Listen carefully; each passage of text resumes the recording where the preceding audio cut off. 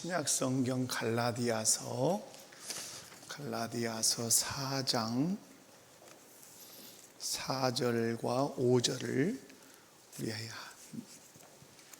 마음을 모아서 한 목소리로 갈라디아서 4장 4절과 5절을 우리 함께 한 목소리로 다 같이 읽습니다. 때가 참에 하나님이 그 아들을 보내사 여자에게 나게 하시고 율법 아래 나게 하신 것은 율법 아래 있는 자들을 속량하시고 우리로 아들의 명분을 얻게 하려 하심이라. 아멘. 할렐루야. 한번 우리 방송시에서 5항 한번 띄워주실 수 있어요? 5항? 자, 5항 잠깐 한번 좀 더듬고 갈 부분이 있어서 한번 5항을 다 같이 함께 읽습니다. 시작. 주 예수는 그의 완전한 순종과 영원하신 영을 통하여 단번에 드리신 자기 제사에 의하여 그의 아버지의 공의를 충분히 만족시키고 화목만 아니라 천국의 영원한 기업을 성부께서 그에게 주신 모든 사람들을 위하여 매수하셨다. 아멘. 여기서 제가 좀 지난 시간에 좀 놓치고 간 부분이 뭐냐면 저기서 완전한 순종. 자, 우리가 지금 보고 있는 대목은 웨스트민스터 신앙고백서 제 몇 장? 8장. 무엇에 대하여?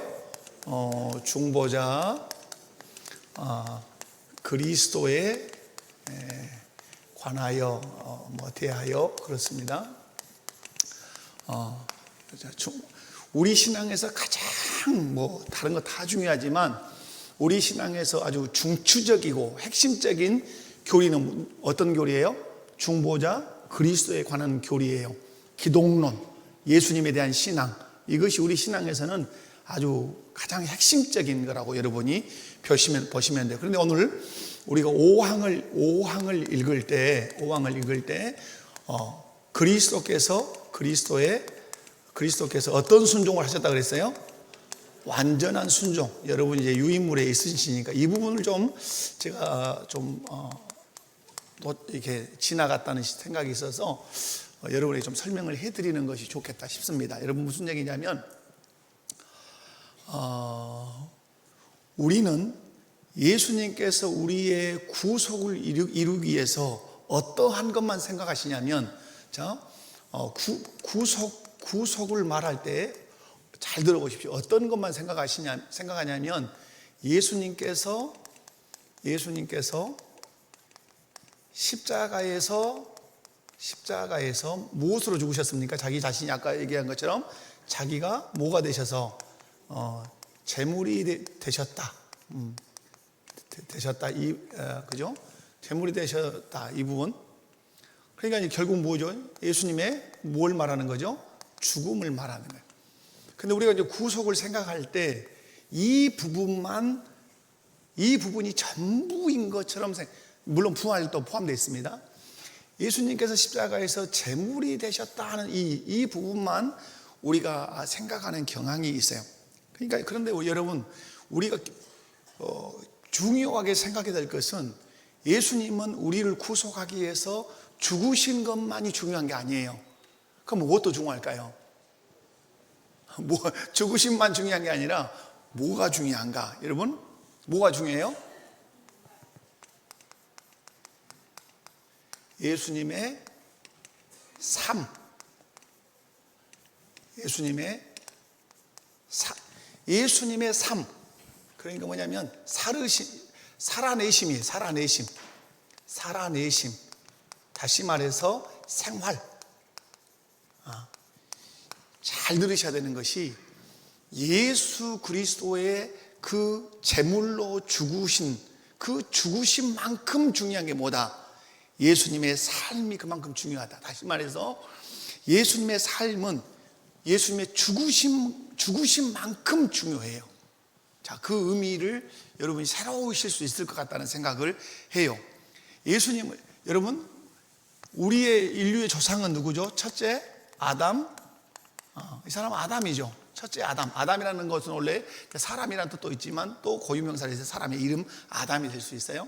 근데 둘째 아담은 누구죠? 둘째 둘째 아담은 예수 그리스도예요. 예수 그리스도. 이렇게 첫째, 둘째로 나누는 것은 이들이 누구라는 얘기죠? 이들이 대표라고 하는 의미를 가지고 있죠. 인류의 대표, 구속의 대표라는 의미가 있어요. 근데 여러분, 우리가 이제 잘 생각해야 될 것은 예수님의 둘째 아담으로 오신 예수 그리스도께서 십자가에서 제물로 죽으신 것 못지않게 중요하신 것 뭐다? 예수님이 살아내심, 예수님의 삶이 그만큼 중요하다는 거예요. 무슨 얘기냐면, 이걸 더 쉽게 설명을 하면, 예수님은 우리를 위해서 죽으실 의무도 있지만, 하나님 아버지 입장에서는 우리를 위해서 어떤 의무도 있지만, 잘 들으셔야 돼요. 어떤 의미 있어요? 죽으실 의무가 있어요. 그러면 죽으실 의무만이냐? 오늘 얘기로 보면 무슨 의무도 있어요? 오늘 여기서 살아야 할 의무도 있어요. 살아야 할 뭐가 더 있다고요? 살아야 할 의무도 있어요. 지금까지 우리가 강조점을 여러분이 많이 들으신 대목이 어느 쪽이 강조점이 많았어요? 이쪽이 죽으신다는 개념이 컸단 말이에요. 그러나 예수님은 죽으실 의무도 있으셨지만 어떠해야 되죠? 살아야 할 의무도 있으셨어요. 다시 말해서 살아내야 할 의무가 있으셨어요. 그러면 살아내야 할 의무가 있다고 할 때 반드시 나오는 단어가 하나 있어요. 그게 뭘까요? 그것이 율법이라고 하는 것이에요. 율법을 준수하며 살아내셔야 할 의무가 있어요. 살아내야만 우리의 누가 되실 수 있어요? 구원자가 되실 수 있어요. 여러분, 그래서 예수님이 율법 아래 나셨다 이렇게 말씀해요. 그리고 율법에 대해서 모두 어떻게 하셨다? 모두 다 순종하셨어요. 순종. 그래서 여러분이 기억하실 것은 예수님은 우리의 제물이 되셔서 어떨 의무도 있지만, 죽으실 의무도 있지만, 우리를 위하여 어떨 의무도 있다?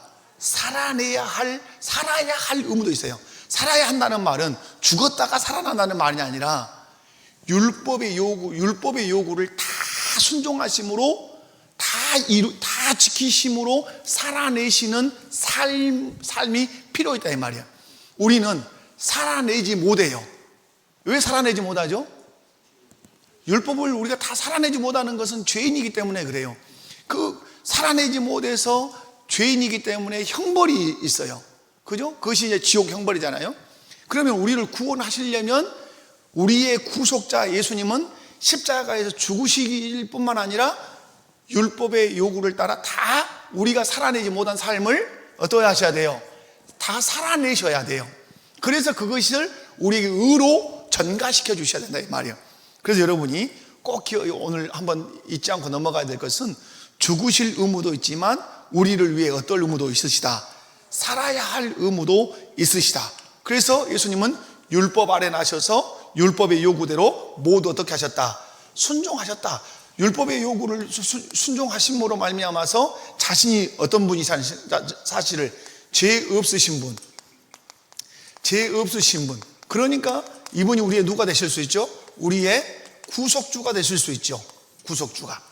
그래서 그분이 십자가에서 흘리신 피는 죄 있는 피다, 죄 없는 피다.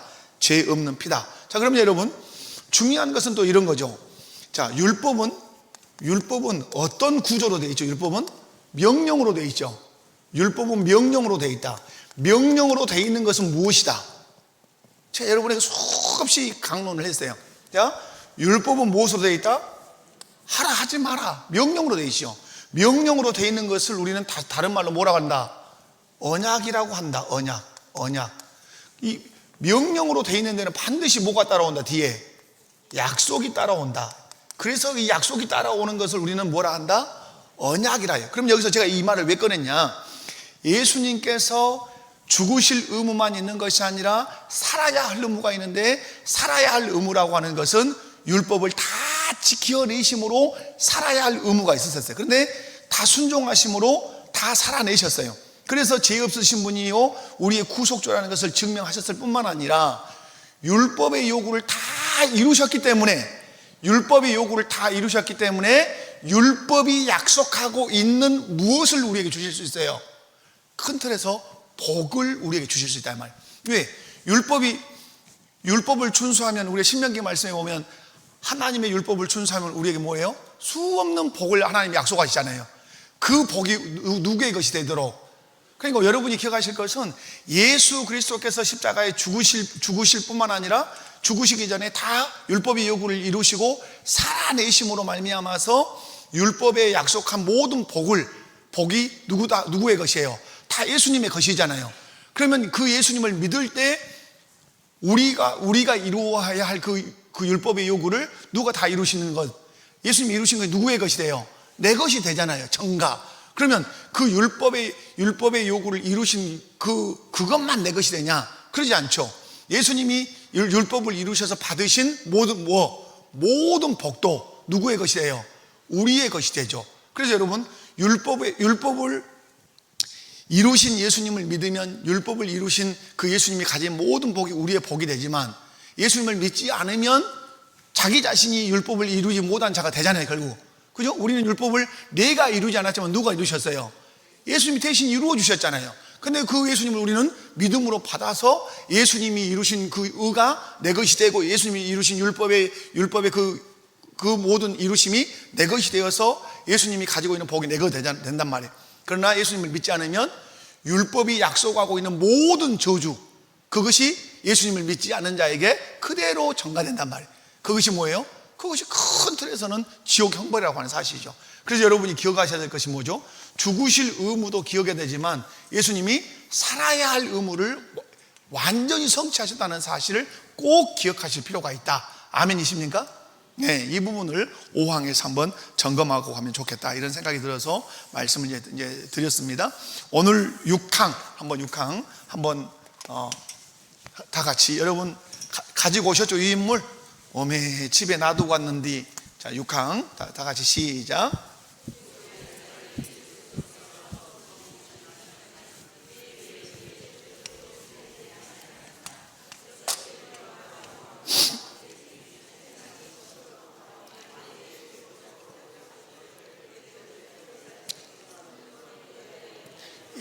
함께 읽어줘. 마이크 잡고.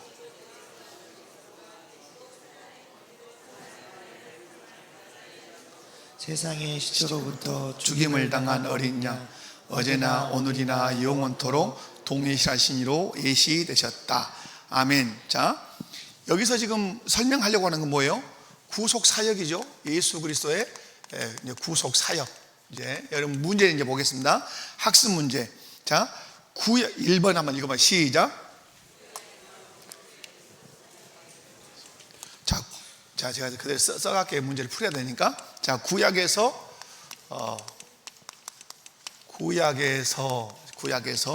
그리스도의 구속 사역의 효력, 그리스도의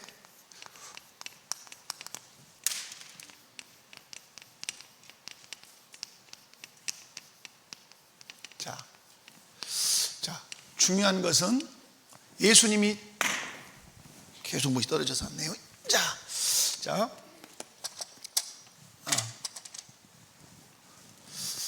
구약이라고 하면 어느 때죠? 그리스도께서 성육신 하시고 태어나시기 어때요? 전이죠. 예수님 오시기 전 시대가 어느 시대다? 구약 시대예요. 그러면 구약 시대에도 그리스도의 구속 사역이 효력이 있었냐 이 말이에요. 있었어요, 없었어요? 자, 예수님이 오시기 전에도 구약 시대에도 예수 그리스도의 구속 사역의 효력이 있었는가 하는 이 질문이에요. 자, 여러분 반가로가 몇 개 있어요? 자, 1. 자, 빨리 해봅시다. 자, 그리스도의 쓰십시오. 답이니까.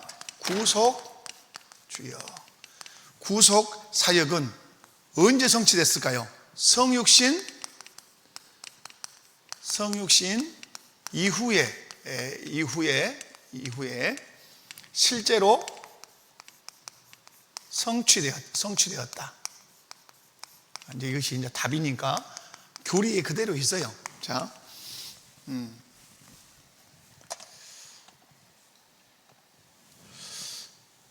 그리스도의 구속 사역이라는 건 우리를 뭐한 사역이에요? 우리를 죄에서 구원하신 그 사역은 어떤 이후? 성육신이라는 말은 뭐예요? 하나님이신 예수님께서 뭘 입으신 거예요? 이 육신을 입으신 거죠. 육신을 입으신, 인간의 몸을 입으심이죠. 그런데 성육신 하신 이후에 실제로 성취됐다 이 말이에요. 실제로라는 말이 중요하죠. 그래서 그리스도의 구속 사역은 성육신 이후에 실제로 성취됐어요. 자, 여러분, 그러면 구약에서 그리스도가 오시겠다고 예언한 성경 구절이 어디예요? 여러분, 구속 사역이 필요한 이유, 이것들을, 자, 사역이 필요한 이유, 그 이유가 뭐예요? 필요한 이유. 참 방해를 많이 하네 이것이. 자, 구속 사역이 필요한 이유는 뭐예요? 인간의 뭐 때문에? 인간의 타락. 다시 말해서 인간의 죄 때문에 구속 사역이 필요한 거죠. 그러면 구속 사역을 위해서 누가 오셨어요? 하나님이신 예수님이 인간의 몸을 입고 이 땅에 오셨단 말이에요. 근데 그 구속 사역은 언제 실제적으로 성취가 됐다? 성육신, 예수님이 인간의 몸을 입고 이 땅에 오실 때 성취가 됐다. 그렇다면 이 성육신 하시겠다고 그리스도가 오시겠다고 예언한 성경 구절이 어디예요? 창세기 3장 15절이에요. 자, 창세기 3장 15절 한번 펴서 읽어봅시다. 자, 제가 설명을 100마디 하는 것보다 이 세상에 유명한 신학자가 1000마디 설명하는 것보다 한 구절의 성경 말씀을 읽는 것이 우리에게 더 어떠하다? 유용하다. 자, 창세기 3장 15절 시작.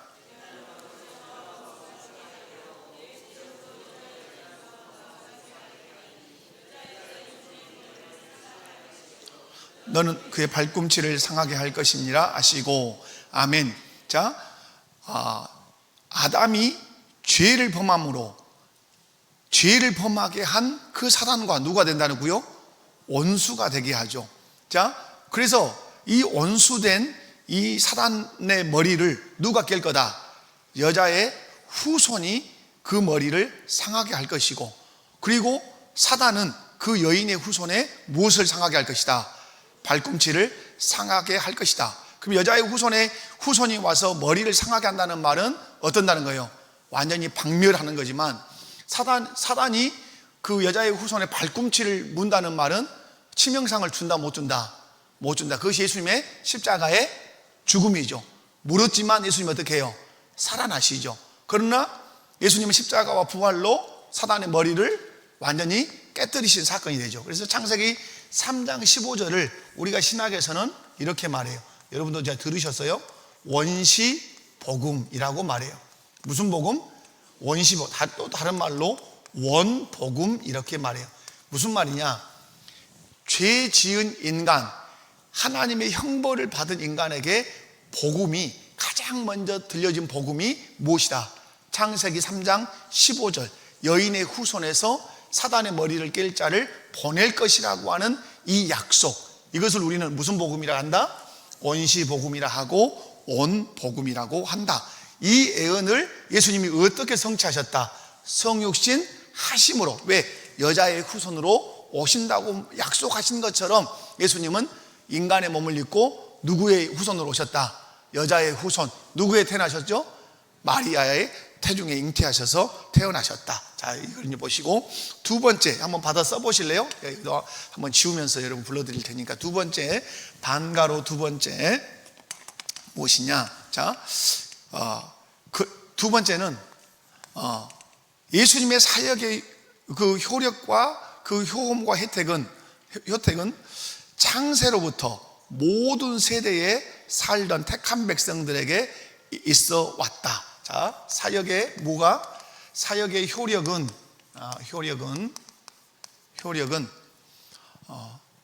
효력화네요. 효력과 효험.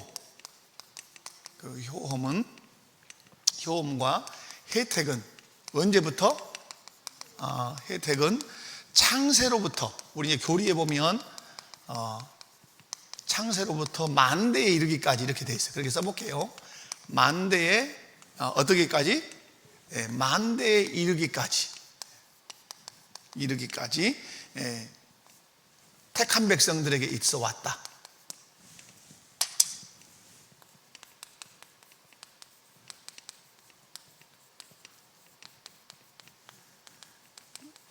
이렇게 쓰시면 돼요. 자, 효력과 효험 그리고 혜택은 창세로부터 언제까지? 만대에 이르기까지. 언제까지? 그러면 예수님 오실 때까지 그 효력과 효험과 혜택은 누구에게만 있다? 택한 백성들에게 있어 왔다. 있어 왔다는 말은 과거에도 있었고 현재도 있을 것이고 미래에도 어떨 거다? 있을 것이라는 말을 하시는 거예요. 여러분, 그래서 우리가 여러분이 이제 너무 잘 아시는 대로 구약시대에는 어떻게 구약시대에는 어떻게 구원받아요? 구약시대에는 어떻게 구원받죠? 자, 구약시대는 어떻게 구원받아요? 자, 중요한 것은 믿음으로 받습니다. 구약시대. 자, 구약이나 신약이나 무엇으로 구원받아요? 믿음으로 구원받습니다. 구약이나 신약이나 행위로 구원받는 건 구약은 행위고 신약은 믿음이고 그러지 않아요. 구약도 무엇으로 구원받는다? 믿음으로. 그럼 뭘 믿는가라고 할 때 뭘 믿어요? 오실 그리스도. 오실 그리스도. 약속하신 하나님 아버지께서 보내시겠다고 약속하신 그 예수님이 그리스도가 얻을 것을 나의 죄를 사하기 위해서 오실 것을 믿음으로 뭘 받는다? 죄사함 받고 구원을 받아요. 여러분 믿으십니까? 이건 우리가 수없이 들어봤던 것이니까 여러분이 이제 기억하시면 되고, 자, 세 번째, 시간상 쭉 그냥 갈게요. 세 번째, 구약의 성도들은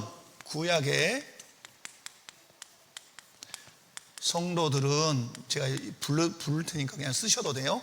성도들은 약속들, 그 다음에 예표, 상징이라는 말이죠. 예표들, 그 다음에 제사들을 통해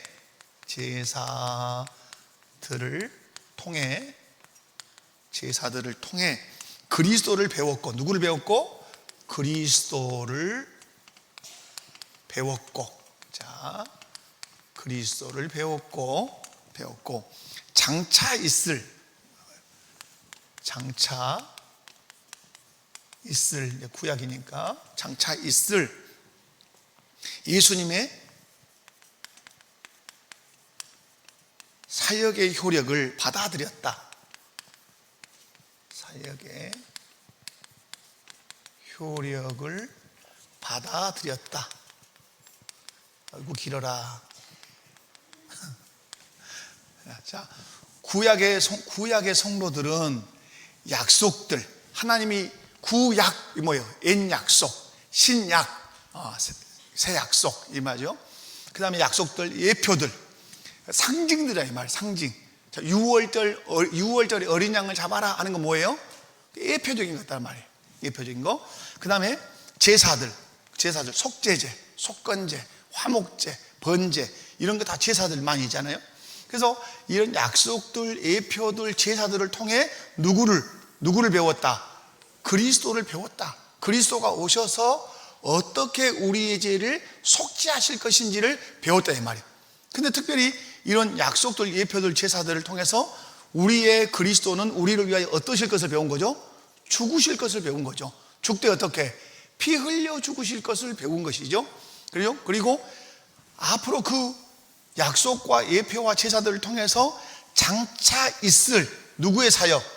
예수님의 사역. 지금은 있지 않아.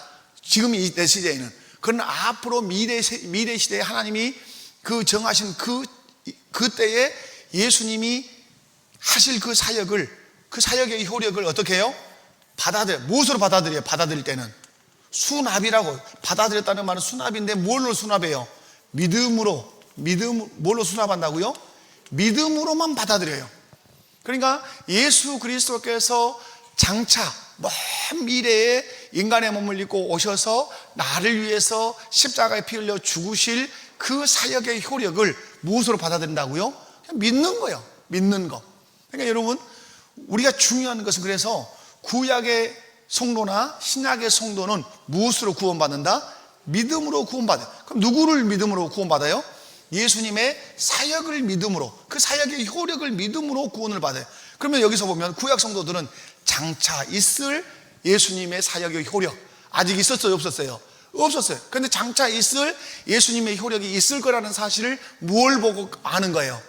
약속과 예표와 제사를 통해서 그것을 보는 거예요. 지금 이루어지지 않았지만 그것을 통해서 보고 믿는 거예요. 그래서 그 효력이 누구의 것이 되도록, 자기의 것이 되도록 그렇게 하셨어요. 그러면 여러분이 기억하실 것은 구약 백성들이 구원받는 구원의 효력이나 신약 백성들이 구원받는 구원의 효력은 같다 틀리다? 같죠. 같다 이 말이에요. 왜? 동일하게 누구를 믿었으니까. 오실 예수님, 오신 예수님, 오셔서 나를 위해서 십자가 피 흘려 죽으실 그 예수님, 오셔서 나를 위해 피 흘려 죽으신 예수님을 믿었기 때문에 그 구원의 효력은 같다 틀리다? 동일하다 이 말. 여러분, 이제 아브라함 사건이 창세기에 나오잖아요. 22장 보면 아브라함이 저 독자 이삭을 어디로 데리고 가죠? 모리아산. 거기서 아주 신학에서는 창세기 22장이 중요해요. 모리아산으로 아브라함이 이제 독자 이삭을 데리고 와요. 분명한 건 독자예요. 독자 이삭을. 그런데 하나밖에 없어요. 그래서 모리아산으로 가는데 이삭의 등 위에 등짝에다가 마지막 가다가 사흘길 가다가 이제 산 올라가기 입구에서 종들이 그걸 짊어지고 왔던 그 장작더미를 누구에게 짊어지우죠? 이삭에게 짊어지워요. 그럼 여러분은 성경을 너무 오랫동안 배웠기 때문에 누가 그걸 짊어지는 것과 똑같아요. 예수님이 이제 골고다 언덕을 오르실 때 십자가 지고 가는 예표란 말이에요. 그것이 예표.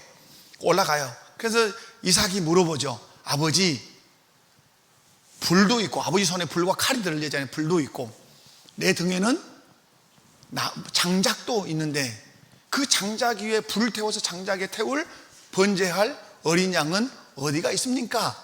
라고 물을 때 아브라함이 대답했죠. 뭐라고 대답했습니까?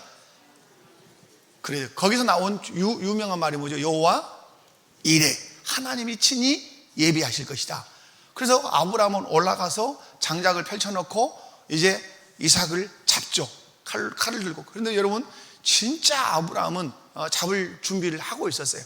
그때 우리가 생각하는 게 이건 뭐냐면, 그때 아브라함은 누구의 마음을 안다? 하나님 아버지의. 그러니까 아브라함도 뭘로 구원받아요? 믿음으로 구원받잖아요. 누구를? 오실 그리스도가 나를 위해서 죽으실 것을 믿음으로 아브라함이 구원을 받는단 말이에요. 그러면 아브라함의 입장에서 이삭을 잡을 때 이삭을 내어놓는 누구의 마음을? 하나님 아버지의 마음을 아브라함이 다 읽어드리는 거란 말이에요. 100% 이해할 수는 없지만 하나님 아버지의 마음이 어떤 것인지를 알아낸단 말이에요. 그런데 아브라함이 독자 이삭을 바칠 수 있었던 믿음은 어디에 근거한 것이죠? 반드시 아브라함, 거기서 나오는 것은 왜 바칠 수 있었느냐라고 할 때 아브라함에게는 무슨 신앙이 있었을까요? 부활 신앙이 이미 있었어요. 부활신. 히브리서에서 말하죠. 내 몸에 죽은 것 같은, 자기 몸이 죽은 것 같은 몸을 살려서 누구를 낳게 했어요? 이삭을 낳게 했어요. 이 믿음이 딱 견고해지니까 누구도 바칠 수 있어요. 이삭을 바치되 하나님이 약속했어요. 이삭의 후손에서 하나님의 후손들이 나올 거라고 약속했어요. 그러면 이 이삭을 죽이면 하나님의 약속이나 하나님의 계획은 무산돼요. 그래서 아브라함은 알았어요. 분명히 이삭의 후손에서 하나님 백성이 나올 거다. 그러면 내가 오늘 잡으면 어떻게 되겠냐? 잡으면 어떻게 하실 거다? 살리실 거다. 그럼 살리실 능력이 있냐? 라고 자기 자신에게 물을 때 있다 이렇게 한 거예요. 그게 뭐죠? 어떻게 있다죠? 내 몸을 살리신 것을 볼 때, 죽은 내 몸과 사라의 죽은 몸을 살려서 이삭을 낳게 하신 것을 볼 때, 내가 이삭의 심장에 칼을 꽂아도 하나님은 내 아들 이삭을 살리실 수 있다. 살려내셔서 친히 하신 그 언약을 이루실 것이다 하고 진짜 확 꽂은 거죠. 그때 누가 털을 잡는 거죠? 하나님께서 천사를 통해서 잡는 거죠. 그런데 그 누워있는 사람은 누구예요? 이삭이죠. 이삭은 아버지가 왜 나를 이 장작더미 위에 나를 올려놓는지, 그죠? 그리고 거기서 내려오는 그 번떡이 밤새 갈았을 거 아니에요, 칼을. 그죠? 그랬을 때 누구의 마음을 아는 거죠, 이삭은? 예수 그리스도의 마음을 다 그 십자가 위에 누워 계실 그리스도의 마음을 이삭은 다 100%는 인간이기 때문에 못 알지만 그거 아는 거죠. 그들은 그런 믿음으로 어떻게 그리스도를 보는 거죠. 믿음으로 보는 거죠. 그래서 그들이 그 믿음으로 구원을 얻는다 하는 사실이죠. 그리고 성막, 그리고 성막 안에 있는 제사제도. 신약 성경에서 대제사장이라는 말이 가장 많이 나오는 성경이 어디일까요? 히브리서예요. 히브리서 보면 예수 그리스도가 우리의 누구시다? 대제사장이다.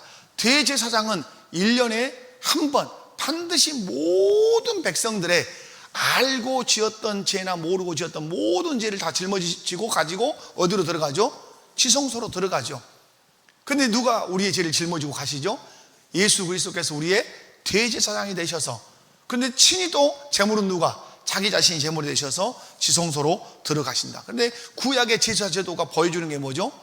예수 그리스도가 우리의 대제사장이 되시고 우리의 제물이 되셔서 우리의 속죄를 완전히 이루실 것. 그러나 구약과 다른 건 뭐예요? 구약은 반복해서 대제사장이 매년마다 어디를 들어가야 돼요? 지성소를 들어가야 되지만 우리 주 예수님은 몇 번으로? 단번에. 그것이 예수 그리스도의 구속의 놀라운 효력이고 능력이다 하는 거죠. 그리고 예표들이 있죠. 여러분, 이스라엘 백성들이 하나님 말씀에 불순종할 때 불뱀이 와서 막 물어챘겠죠. 그때 하나님께서 모세에게 말씀하신 게 뭐죠? 놋으로 뱀을 만들어서 장대 위에 걸어라. 쳐다본 적 어떨 것이다? 살리라. 그런데 이것을 누가 친히 인용하셨죠? 요한복음 3장에 보면 하나님이 세상을 이처럼 사랑하사 독생자를 주셨으니, 이 말씀을 하시기 이전에 예수님께서 하신 말씀이 뭐예요? 모세가 광야에서 뱀을 든 것 같이 인자도 어떠해야 하리니? 들려야 하리니 이는 그를 믿는 자마다 영생을 얻게 하려 하심이라. 거기서 여러분, 광야에서 불뱀을 물렸던 사람들을 살리는 방식으로 놋뱀을 장대에다 매달았단 말이에요. 그런데 모세가 말해요. 쳐다보면 산다라고 할 때 중요한 전제가 있다 이 말이죠. 그냥 쳐다보는 게 아니라는 이야기죠. 쳐다보면 살 거라는 뭐가 있어야? 믿음이 있어야 그걸 쳐다볼 거란 말. 그거 쳐다본다 해서 살겠어 한 사람은 죽어. 그러나 쳐다보면 산다고 했으니까 나는 그거 믿을 거야 하고 쳐다보면 그 믿음 때문에 어때요? 그러니까 여러분, 그냥 되는 게 아니에요. 예수님을 여러분이 통해서 구원받는 게 그냥 되는 게 아니라 왜 여러분이 예수님의 자녀가 되는 거죠? 내게